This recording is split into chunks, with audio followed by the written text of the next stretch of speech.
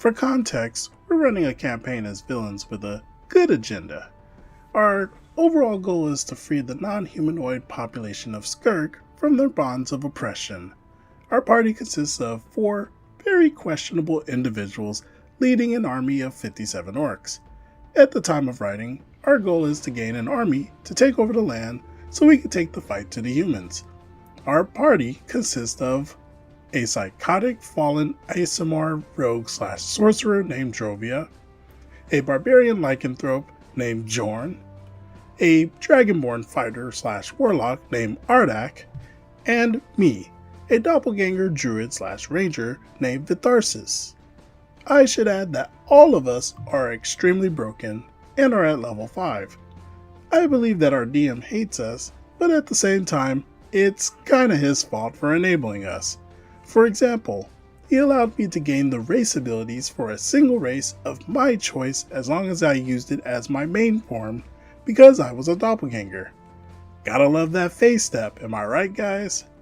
Anywho, our story begins where we're at odds with a few other groups in Skirk. We had just taken one down and learned of their leader, after a long interrogation and a broken foot, that the enemy's factions would likely take military action against us. So our goal was to strengthen our army of 57 so that we could actually stand a chance. We knew of an orc encampment nearby, which the orcs of this land go by a code that their leaders are the ones who possess the necklace of their tribes. Another one of DM's mistakes. Vitharsis had set out alone to scout the location and figure out what we were going to be dealing with. And that's where the fun begins. So, after arriving, it was already nightfall. I was told to make a stealth check and a perception check. So, being a druid, I used wild shape to turn into a field mouse, giving me advantage. Then, I used the spell Pass Without a Trace, which, if you don't know, gives you a plus 10 to stealth. So I rolled a d20 plus 16 and got a 35. Next came the perception check, natural 20 and plus 5. So at this point the party was dying of laughter while the DM was sighing out of defeat. I did apologize to him afterwards because I kind of felt bad for being so broken, I'm not gonna lie.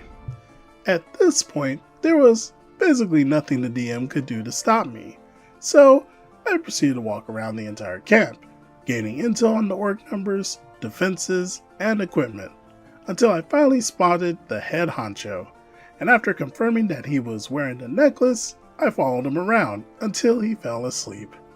When he did, I casted the spell Fog Cloud, so that it would limit the visibility from outside. To the DM's suffering, we all agreed that the orc was in a coup de grace state. So I drive my sword through the orc's skull. After escaping with the necklace, I returned to the party and informed them that we're going to march on the encampment and demand their loyalty. When we arrived, the orcs started to become hostile until I held up the necklace. We gave them 3 choices: join, leave, or die.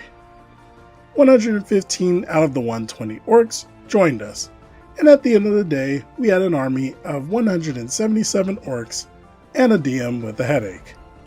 I like how this idea sounds pretty much like a D&D version of Shadow of War. My favorite part of that game was finding ways to take down enemies as stealthily as possible. So yeah, what do you guys think of this story?